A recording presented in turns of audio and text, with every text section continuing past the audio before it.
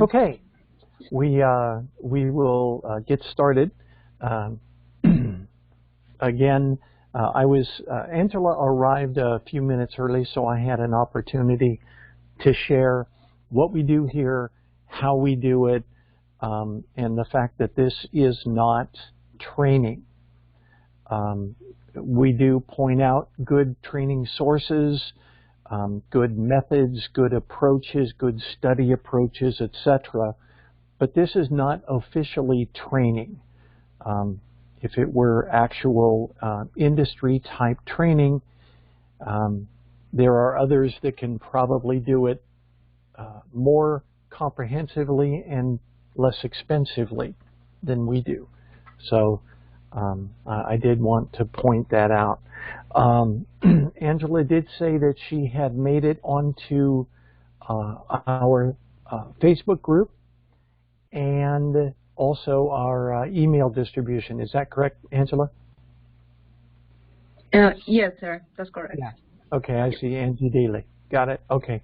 So you are connected into both of our communication methods that we use. And one of the things that I was hoping Ron would show up again. Let's see. So far it's just the four of us. Yeah.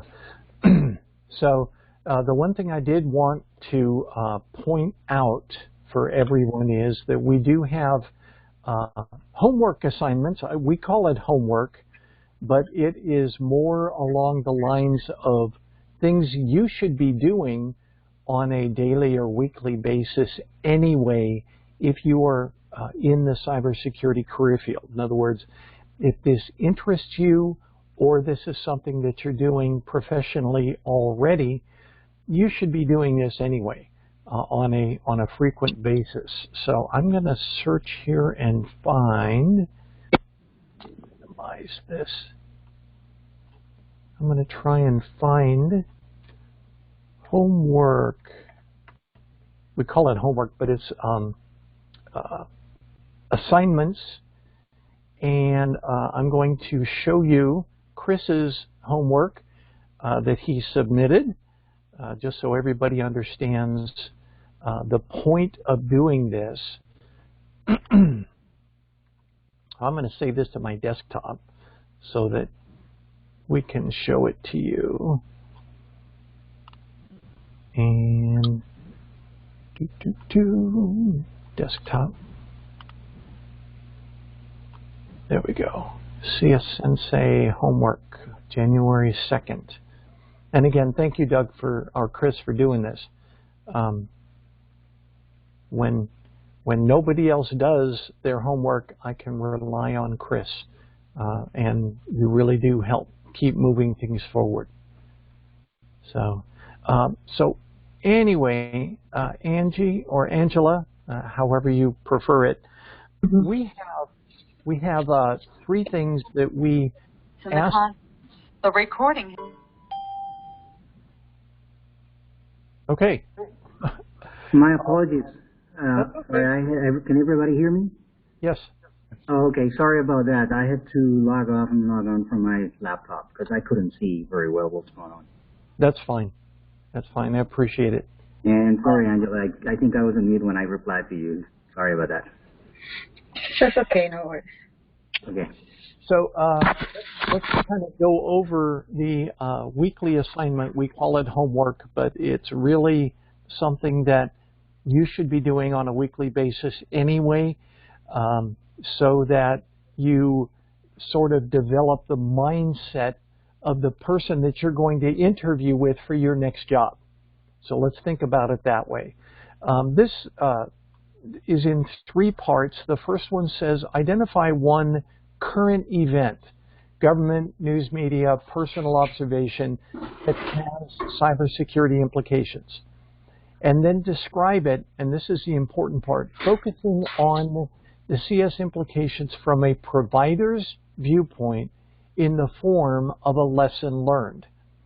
And Angela, are you familiar with lessons learned? Have you ever done lessons learned before? Oh, yes. Okay. Yes, sir. Yeah, the important thing to remember from a lesson learned is what went well, what didn't go well, and what we can do to change that in the future. In other words, if this occurs again, what do you do to help make it better in the future? Okay. The point of doing this is you examine, because I mean, if you look at the media today, they focus on how badly somebody screwed up, or they focus on how terrible things could be if this particular, let's say, vulnerability continues, etc. But from a provider viewpoint, you have to be thinking, what do we do to make it better? In other words, let's say I'm working for, oh gosh, I don't know, Home Depot, and I see this in the industry. What does that cause me to do when I'm thinking about my particular company or industry or whatever, so that we can minimize or mitigate something like this from occurring where I work, in this case, Home Depot. So that's what I mean by a lesson learned. So it's not just how badly something is, you know, how badly somebody was hacked, or how badly they were compromised, or how much it is going to cost them, or whatever. We're trying to look at this from a how to make sure it doesn't happen this badly for me or my industry in the future. Okay. So that's the point of doing this all. So Chris says, has one, says FBI says hackers are breaking into home cameras specifically to watch SWAT teams responding to bogus emergency calls. Why? Well, if I can watch a SWAT team, I can watch you. If I can watch a SWAT team, I can watch, let's say, you doing, let's say, surveillance videos in your office, etc. So, but the point about it is, and Chris is pointing out rightly so, that if this is indeed occurring as reported, number one, you have to be aware that sometimes it gets sensationalized. But if it is occurring, then one of the best ways to address it and mitigate it is to make sure that these cameras use the two-factor authentication that comes with them, that they're capable of producing. Rather than just setting things up from a default, what can you do to help make sure that they are using good security? Use two-factor authentication, which I think is an excellent approach. For any of you that were aware of, gosh, what was the one? Petya? I think it was Petya was the one that got into many federal government agencies and caused the OPM to mandate that all authentication now required two-factor authentication, if possible. And that's why, I don't know if you were part of it, but they did a government-wide mandate back in 2015, I think it was 2015, that said everything has to be two-factor authentication unless it's internal. And by the way, we'll get to that as well. But like Chris says, the way to address this, the best practice is to do two-factor authentication. And that includes two-factor authentication for devices within your networks. I think that's a great approach. And like you said, disastigs are always appropriate. So any discussion on that from the group?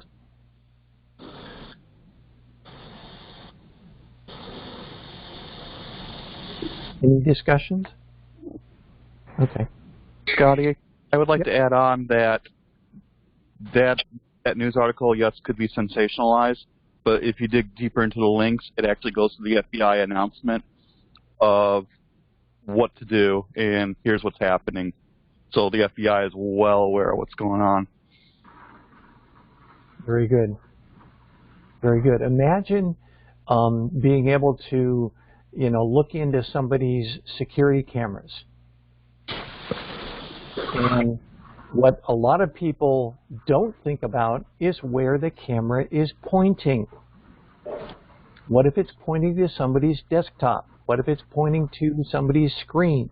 And oh, by the way, everybody wants great big monstrous monitors because they got bad eyes like me.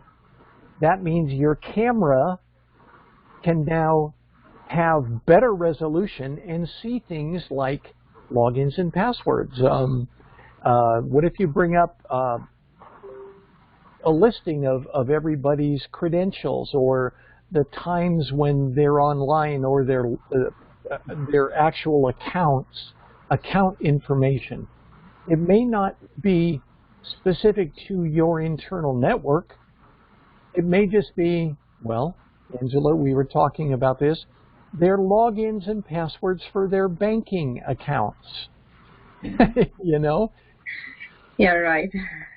The cameras focus on, they think about what they're focused on. They're focused on the people, but the people are using the products. The people are looking at these monstrous monitors, and the camera can now see your monitor.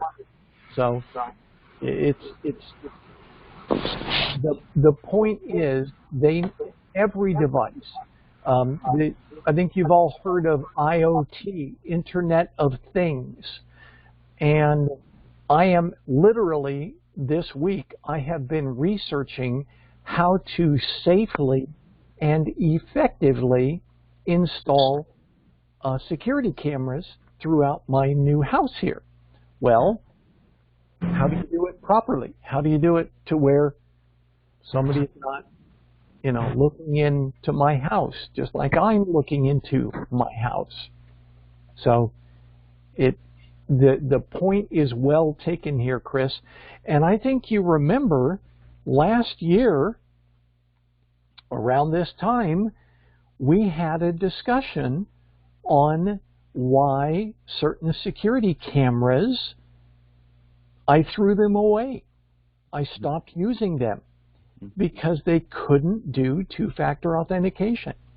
They could not prove to me that they were providing encrypted data streams, etc., etc.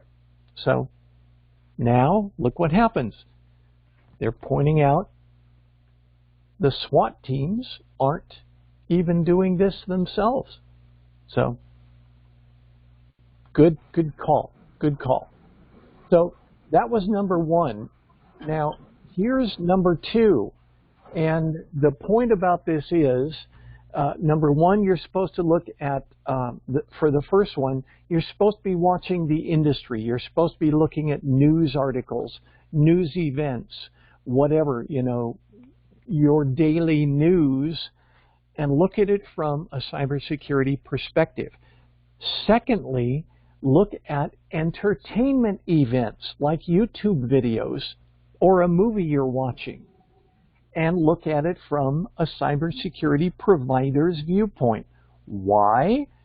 Because you'll see stuff in the movies that may or may not be helpful for you as a security provider.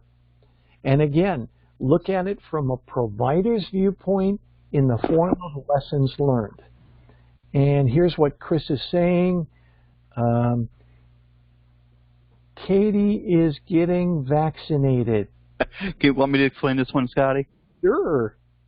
One of the best advice I can give to anybody entering to the cybersecurity field is getting into networking.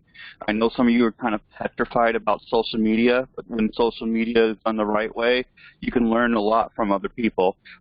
This young lady is from DEF CON. She works someplace. She doesn't want to disclose where she works, but She was DEF CON, one of the DEF CON Hackers of the Year. She's providing an interesting viewpoint on the SolarWinds Orion incident, and she did it in a form of the movie Alien, and it best explains what's going on in movie terms, what is going on with SolarWinds, and even provides the vulnerability ID. And yeah, I saw that. Sadly, the link that I did it as a picture of Twitter because I am not sure how to embed a Twitter post into Microsoft Word. But pretty much I already went ahead and linked the vulnerability report, the critical. I keep forgetting what CVE means. Critical vulnerability. I know it's done by MITRE. Yeah. But it gives you a movie metaphor for what's going on with the SolarWinds incident. Does everybody remember the movie Alien and this reference? Let's make sure we put it in context. In the movie Alien, there's a particular person that has something inside of him that nobody knows about, and they bring this guy who's sick into their sick bay, at which time this little alien dude, and of course they're using a knockoff from it because he's got a top hat, but anyway, this little alien dude breaks out of this guy's chest. I mean, it's the big part of the entire movie Alien, but then he skitters away and literally starts terrorizing the entire space station, but he was brought in by them themselves. You know, the bad guy, the alien, was brought in by them themselves. So I think that's Katie. I think she's got a great approach here, and it sounds like a great thing. I'm going to take a look at it. Katie is getting vaccinated. You can change ID names in Twitter very freely. Yeah. But Katie is the young lady's name, or what I think is her name. Yep. So does everybody understand the difference between a white hat and a black hat? Let's make sure we get there as well. Angela, do you know about white hats and black hats? I'm thinking about it. I'm not sure. Okay. You can please explain me. Ron, do you want to explain it to her? Sure. So a white hat would be someone working for the government or military, working on behalf of the United States government, doing good things, and a black hat would be someone who works for nefarious means, probably for Spectre or some bad organization. Okay. Okay, thank you. Yeah, let's expand that a little bit. A white hat is anybody who is doing something, learned the craft, and is doing the work for a good purpose. In other words, they're hired to do it by their company. They do it as part of an industry group or whatever. They are participating in the cybersecurity field with good intentions. Now, here's the thing. A black hat is doing the exact same things, participating in the career field, going to training, attending events like black hat or white hat events, but not from a good standpoint. In other words, they could be doing it for personal gain. They could be doing it because they're a jerk and they just want to, you know, point out.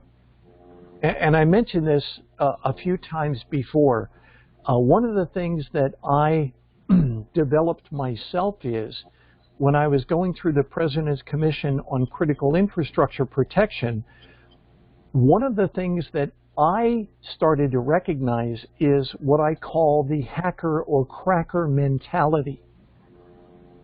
And that mentality, that approach, that mindset is, if I'm doing something and I happen to break into your network, it's your fault. and you are to blame because you did not adequately protect your network or resources. That is a sick, twisted approach, I'm sorry to say, because that basically says I can do anything I want to, and if I get away with it, it's your fault. That's wrong. That's another reason why the industry groups are so strong, and people are encouraged to sign things like codes of ethics. And that's where the people within a particular group, including this group, agree that what we're doing is going to be performed legally. It's going to be performed in a morally ethical approach, and we're not going to do anything to compromise the people we work for, the people we represent. So, you know, for example, Angela mentioned that she has business with the Bank of America. So I promised her that I will quit all of my Bank America or Bank of America war stories. I can't do them anymore because now they are part of somebody that's part of this CS-Sensei group. Okay, good to know. Yep. So, you know, what's one of our guys works for the DC Lotto. We can't talk about DC Lotto. You know, that sort of thing. So, and sorry, I'd like to add something to interject for a moment. That mentality reminds me of some programs we've probably all seen, you know, on TV. I believe from National Geographic Channel about drugs. I think it's called Drugs Inc. And usually when they're interviewing one of those guys who dedicate themselves to ruining people's life for personal gain, you know, providing drugs, one of the things that you hear them saying is that, well, you know, these people want the drug, and they say somebody will surely supply it to them, and why not me? If somebody's going to do it, you know. So in other words, they're not doing anything wrong. So the person wants it, and somebody's going to do it, so they might as well take a piece of the pie. And that's the type of mentality. I mean, when you look at it from the right point of view, you know that it's just an excuse. But unfortunately, it is true. People think like that. Very good point, Douglas. Thank you. I think we've all seen the cop movies where there's a bad cop. And one of the things that they say about the bad cop is they're on the take. Why? Because there's, you know, everybody's doing it. Everybody's, you know, there's corruption in this particular city or county or, you know, whatever. So, and they're making millions. So maybe I should do the same thing. Everybody else is doing it. Well, that's not a provider's approach. Somebody who is going to interview you for your next job, you can bet that they are trying to keep people like that from being within their own infrastructure. So you need to develop a very white hat focused and black hat averse point of view. Or else, if somebody thinks about hiring you, they have to consider just how much of a threat you are. And that never goes well in a job interview, you know? Yeah. So you've got to be strongly white hat.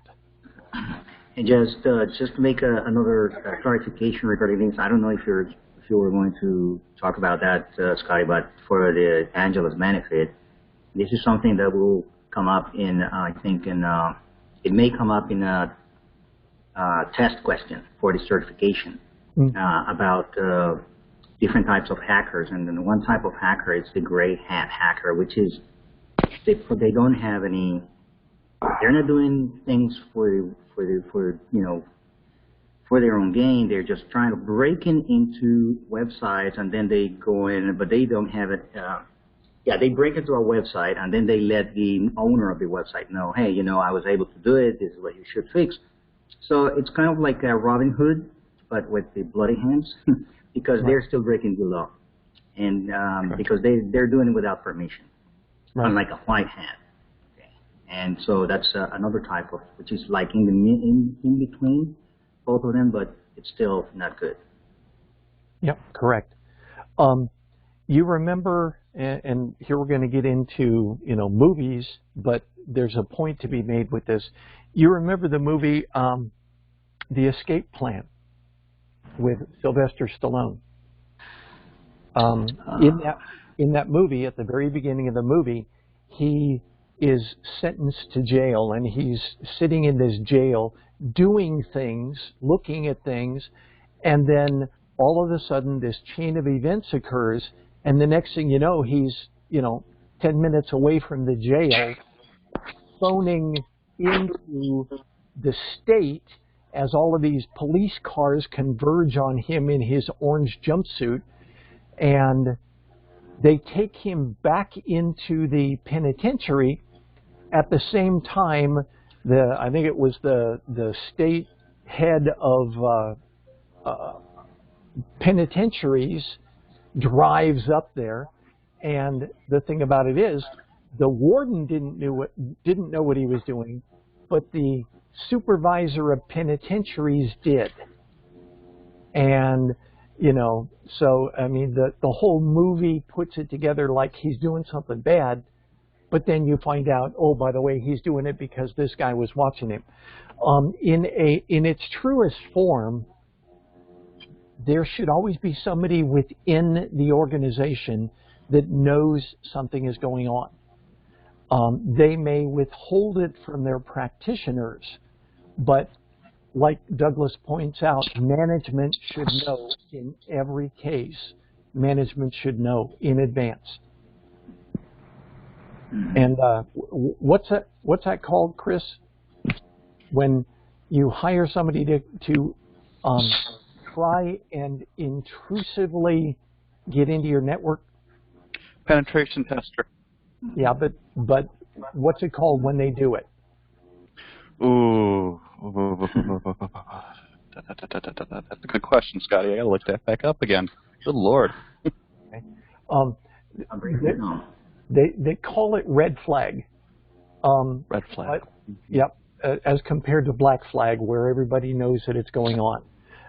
Our quarterly, the government requires that all government agencies now conduct quarterly phishing testing. Do a phishing exercise. Every federal government agency. So, and I pointed this out to the cybersecurity folks at our agency, at our department. I said, don't wait till the last week of the quarter to do it. Great. Because everybody will get, in their minds, oh, it's the last week of December. Oh, it's the last week of March. So I should look for this thing that, is going to be part of it. Even if I'm not in the exercise, don't plan it. Wait until, okay, well, we didn't do it till the last week of this quarter, so we've got to do it this week. Don't do that. Don't play that game, because that helps people learn about it before they experience it. Okay. So they're watching for it. Well, no, the point of this is they should be watching for it every day. So, yeah. It's called penetration testing is correct. That's the official name, but it's also called red flag. And as compared to blue flag or green flag or black flag, whatever the other one is called. And that basically means we are using the same tools the bad guys use on the network, but we're doing it in a supervised fashion. Not everybody is aware of it, because what if we discover a vulnerability let's say in DoD's networks. That's why it's classified. So, you know, the same thing occurs at every federal government agency, and I presume it's the same in the industry. They literally insulate the majority of people from it so that it's authentic when they do it. You know, if everybody knows it's coming, it's not a real good test.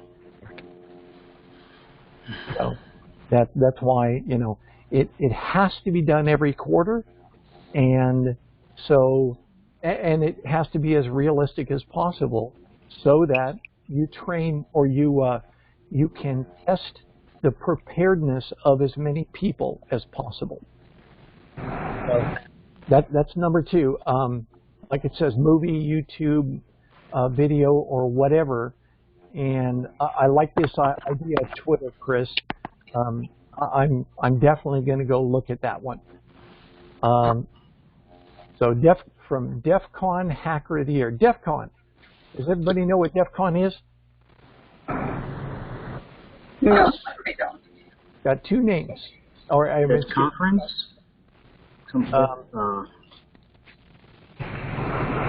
The answer is yes, Doug.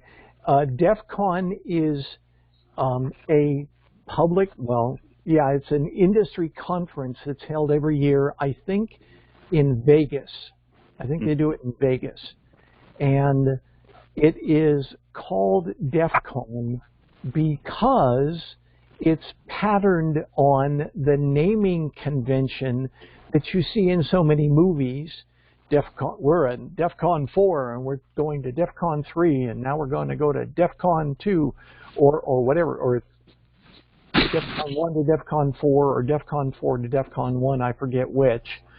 But those are varying levels of threat up to and including an ongoing activity that we need to prevent. It stems from defense condition.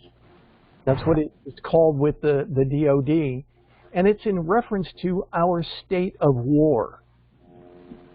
In other words, if a Russian bomber, because they do this frequently, a Russian bomber flies out of international airspace toward the United States. They do that with annoying regularity. They'll fly across the Atlantic Ocean, or they'll fly over like Kamchatka, headed towards the Alaska or the U.S. Northeast. A Russian bomber will fly toward the U.S. from one of those two vectors. Why? Because they want to gauge our preparedness. So we can say, well, it's an exercise, but guess what? That Russian bomber could very well be carrying a nuclear device. Mm-hmm. So we have to treat every single incursion as if it's the real thing. Yep. So, yep. And oh, by the way, I won't get too much into it because all of the U.S. ones are classified, but the U.S. does the same thing. I don't know if you know this, but they're one of the U.S. listening posts, they call them, the flying listening posts, is what's called an RC-135. And the C-135s, unless they've been phased out with the new C-17s or the C-10s, but the C-135s fly back and forth between northern Japan and Alaska. And oh, by the way, they just happen to come really, really close to bridging the gap between international airspace and now Russian airspace. And so, just like we scramble fighters when they fly bombers near us, they scramble fighters when we fly our listening posts, these electronic surveillance aircraft, really close to their airspace. Same thing. Same thing. So, it does occur. So DEF CON is the name of the annual industry conference that is in deference to the U.S. defense conditions. So, good information to know. You should always watch DEF CON. You should always watch, let's see, what are some of the main ones? One is DEF CON. Another one is Black Hat. It's a conference called Black Hat that is attended by more white hats than black hats. I know that. And a third one is the RSA Security Conference. There are a lot of good videos that come out of RSA every year. Fourth one, Scotty, for more locality is what they call B-sides. Different cities in different locations have B-side conferences, and those are the local folks who will do the same exact thing as DEF CON and RSA, and they do talks about career hacking, getting into the cybersecurity world, along with different hobbies, like people will do presentations on their drones, how they work their drones and how they hack their drones to do different things, all the way to they're working on a Linux project and they found something cool with Linux. That's a good one. I'm going to open a new form and we're going to talk about this just slightly. Has anybody heard of Alt 2600? I have.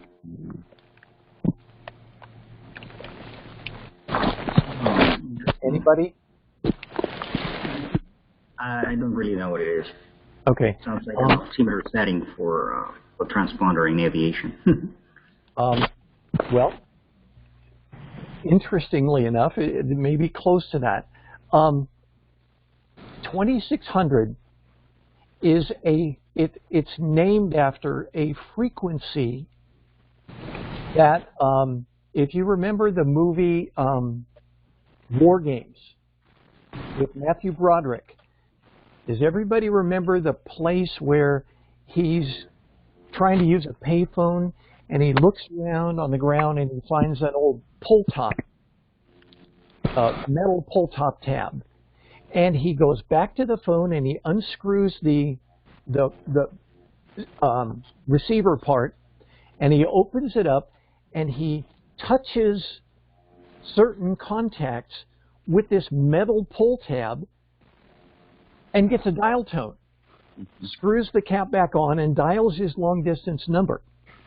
That is, I mean, admittedly, it's from the movie, but it's a demonstration of the 2600 frequency tone that is used to indicate a coin has been dropped into a payphone back in the day.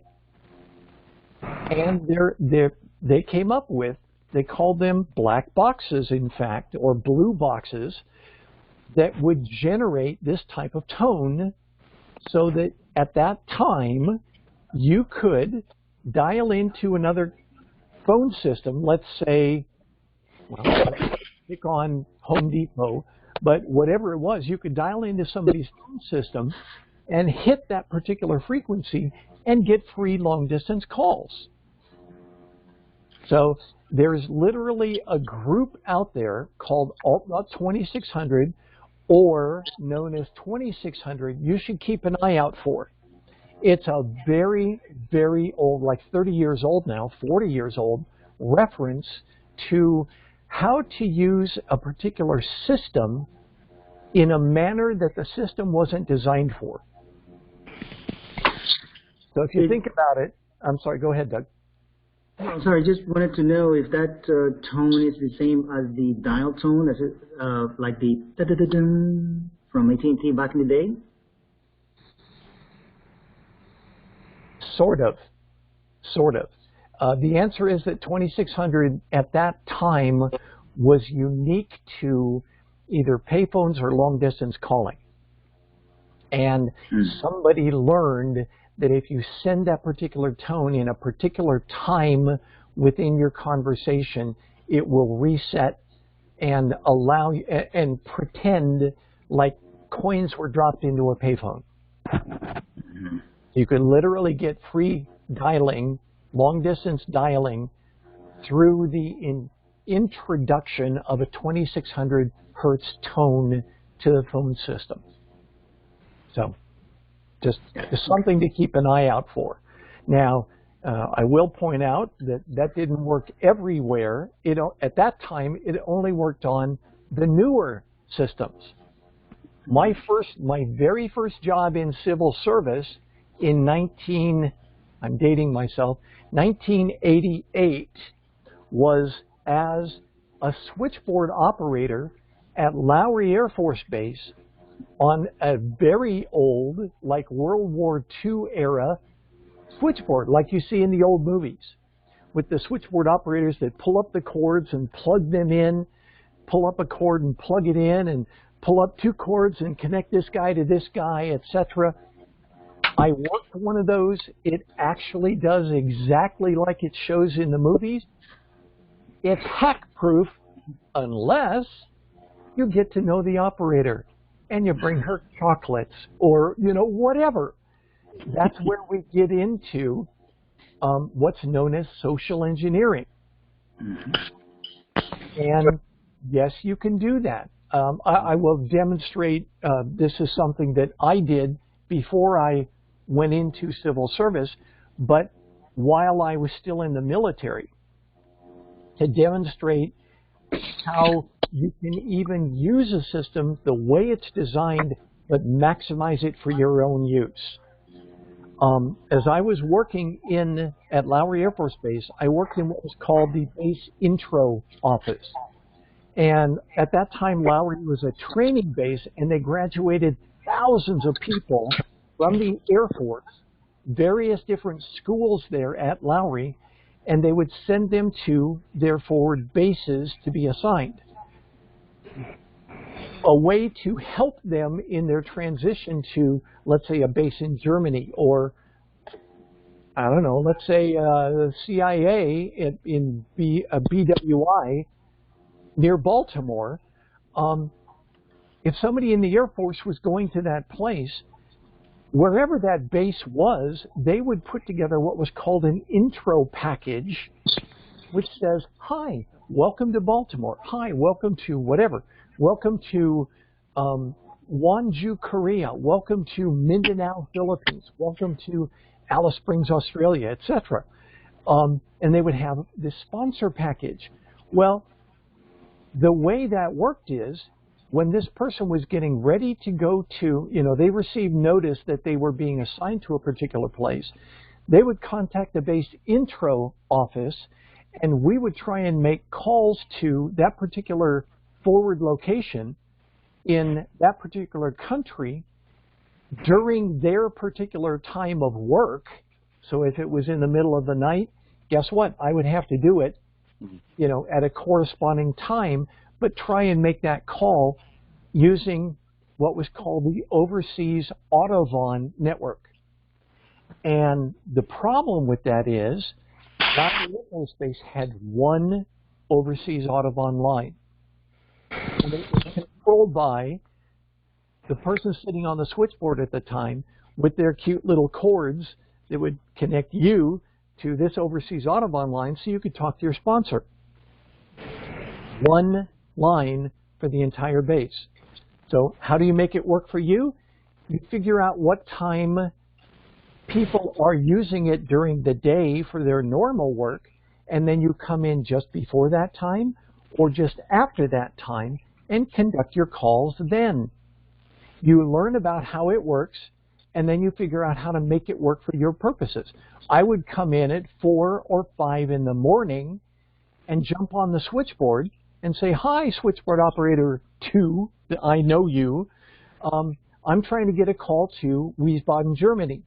Can you connect me to this number? And she'd say, you bet. Nobody's on this call at the moment, or nobody's on the Autobahn line. Click me into Wiesbaden, Germany, and I would talk to them about getting a sponsor package. Late in the evening, we'd call out to like Misawa Air Base, Germany, or Japan, or Seoul, Korea, or whatever. So you learn how to maximize a system for your use.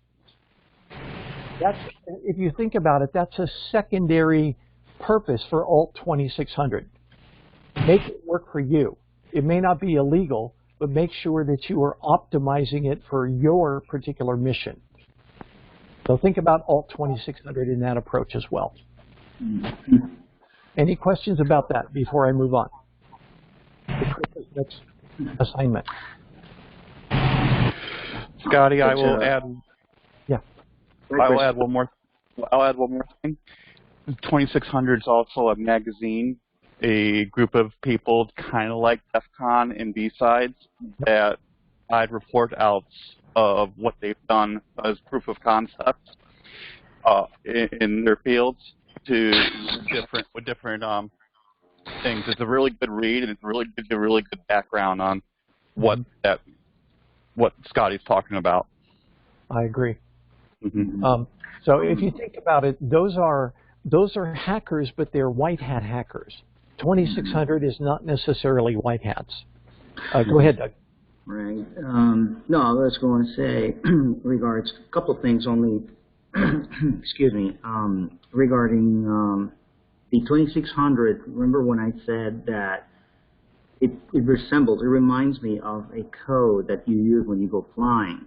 I don't know how many of you know I have a pilot's license, and when we go out flying, we set up the transponder, which usually has altimeter encoding, and it provides a position in the air so that the tower can see where you are at all times. And there is a code, right? There's a 4-digit code. I can't remember it right now because it's been without flying for a while. But the thing is, in addition to that, you can only change it when they tell you, they give you a specific number of frequency so that they recognize it, but only then you can change it. It's always the same. And or you can change it without permission if you have an emergency. There is a code. If you're being hijacked, there's another code. And one thing that I just remember about the unfortunate events in 9/11 of 2001 is that the guys who did all these terrible things, they were taking actual lessons, flying lessons, right? Right. And since they knew how the system worked, what they did is, as soon as they took control of the aircraft, they changed or they turned off the transponder. They didn't change it. They just turned it off completely. So the tower didn't know where they were. Yep. And it's unfortunate, but that's the way it's used. And the other thing I want to say is sometimes I think we all do use some sort of social engineering at times because. I don't know how many of you work in the government talking to people outside, but when you're an investigator, sometimes you have to do that. And a lot of times it's hard to get pass through the gatekeeper. It could be a receptionist or whoever. So you know that you have to call early. You call the person by the name as if you know him. I want to talk to, he could be the CEO. I want to talk to Scott, please. Oh, he's not in right now. Okay, I don't have any more information. I just what I got from the internet. And then you say, I say something like, hey, yeah, would you like to leave a message? No, that's okay. Actually, he's expecting some documentation from me. Would you mind confirming his email or something? And they give it to me. Yep. Usually, like 90+% of the time. So those are things I wanted to say. Yep. Very good. I was going to speak about something, but social engineering-wise. Anyway, that is very good, Doug. Thank you. So next one, so make sure that we get through it because we only have like 10 minutes left. Identify one freely available, valuable IA or CS resource. Explain why you believe it's valuable and describe how others can access and use this. This is the third part of our homework assignments that we make everybody do, or we ask everyone to do each week. So that if we look at it, number one is what is going on in the industry. Number two, what is going on in Hollywood, if you think about it, that the industry, that got it wrong or maybe got it right, etc. That's number two. And the third one is, how can I stumbled across something, how can I share it with this team so that we all can get smarter? So that's the third part. That's the third assignment. And Chris says, here it is. So you want to be a hacker 2021 edition from CyberSecurity. So go take a look, if you would, look on our Facebook page, because Chris's homework is posted out there, I do ask everybody to go through this exercise every week so that you also are watching for these sorts of things, you are analyzing them as they break, you are figuring out how much is hype and how much is for real, so you're actually doing some research, and you are developing analysis and comments based on a provider's viewpoint in the form of a lesson learned, exactly like your supervisor will do if they hire you. Okay? So that's why we ask everybody to do this. This is something that I guarantee you that the head of security, cybersecurity, or information assurance at every major corporation or every federal government agency is doing practically in their sleep. There's one good thing to point out here. You've heard this phrase, and somebody might even use it on you during an interview, where they ask you, what keeps you up at night? Have you guys heard that one?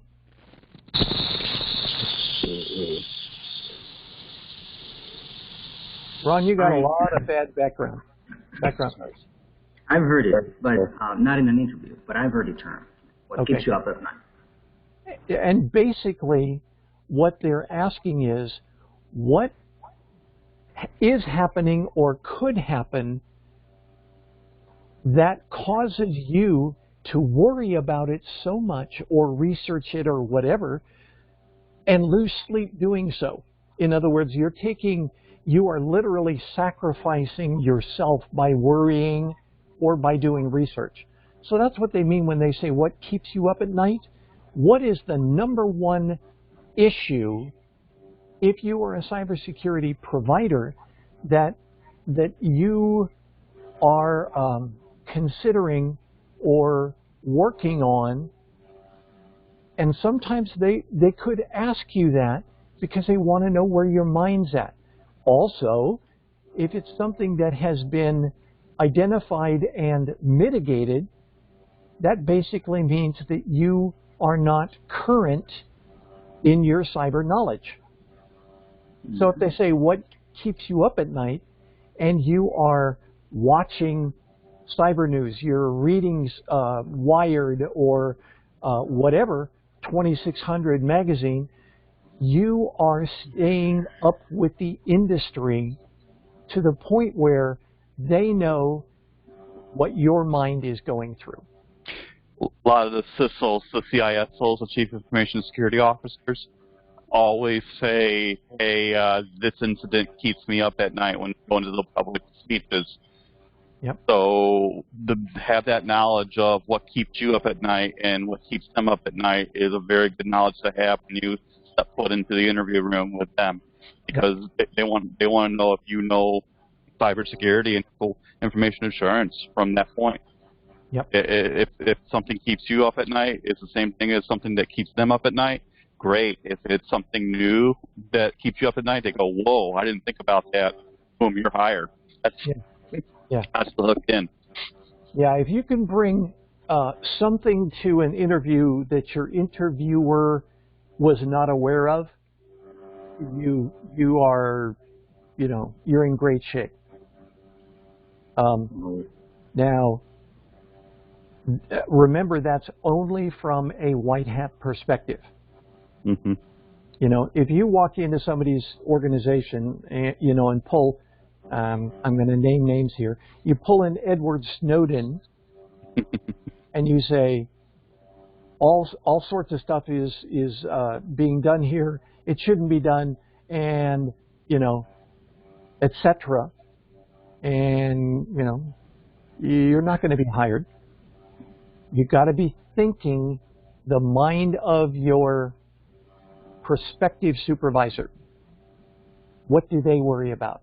That should be what you worry about. So, great topics this week, Chris. Thank you. So any That's questions? Yeah, That's go ahead. extra stuff. The extra stuff below is for my purposes. I'm an overachiever. Don't worry about that. But if you do decide to do it, I do have a couple questions myself. Basically, what's going on with me is just what's going on with me. You don't have to do that. That's plain simple. The second question is, what is the one thing you will do this week to take a step towards your goal of getting into cybersecurity? I think that's a really great question as well. But then again, completely optional. Absolute minimum to the top 3 questions. Okay. I'm going to finish up. We're almost done here. I'm going to pull up something. No, I'm just going to say pay grades, pay schedules. Chris was mentioning GS-13s in his what are you going to be doing. So let's go down and look at GS-13 pay grades, pay rates in the greater metropolitan DC area, just for fun. Let's see, is this the one I want? Yeah, I think that is. So GS-13, Chris was mentioning, that's appropriate for him. A 13 step 1, can everybody see that? A GS-13 step 1 makes 102,663 per year. However, a GS-13 step 10 makes 133. You progress from step 1 through step 10 by one of 2 ways. One is by having time in grade, and 2 is by entering from the private industry, and the federal government seeks to match your pay rate. So for those of you who are outside trying to get inside in the federal government, don't be frightened by this number, especially if you're making, in the cybersecurity arena, if you're making closer to this number. I will use myself as an example. When I went into my career field and I took my interview, I was doing the work outside of the federal government, and I pointed out, according to this pay schedule, they could not move their step 10 pay to match my current salary. They couldn't. So they literally said, well, why are you going to accept this job? And I said, well, I want you guys to get as close as you can to my pay grade, let's just say GS-10, as close as you can to my current salary, and I will accept it. So what did they do? The federal government chose, after, they said, we're going to offer you a step 1. I said, I'm interested, I will accept when it's a higher amount and it's as close as you can get to my current salary. So they countered with a step 10. 1 interview, 2 emails. One, they said, we offer you this much. I came back and said, I will accept if you get me this much. And I matched the table. And they came back and said, after a couple days, had to go a couple days, and they came back and said, okay, we're changing our offer to this, step 10. So coming in from the industry, that's a great way to do it. But you have to position yourself to do it properly. And you have to be working that job already, or that type of job already, in order for them to extend that to you. If, for example, you are, well, I'll use the example, you're flying an airplane, for Pan Am, and you want to get a job in cybersecurity, you can't use your Pan Am pay as an example of what you're getting paid in cybersecurity. Okay, so just so everybody knows that. There is a way to do it coming in from the industry, and I can show you how to do it because I've done it twice, successfully both times. Okay, so anyway, that's all I had for today. Let me stop our recording. 2.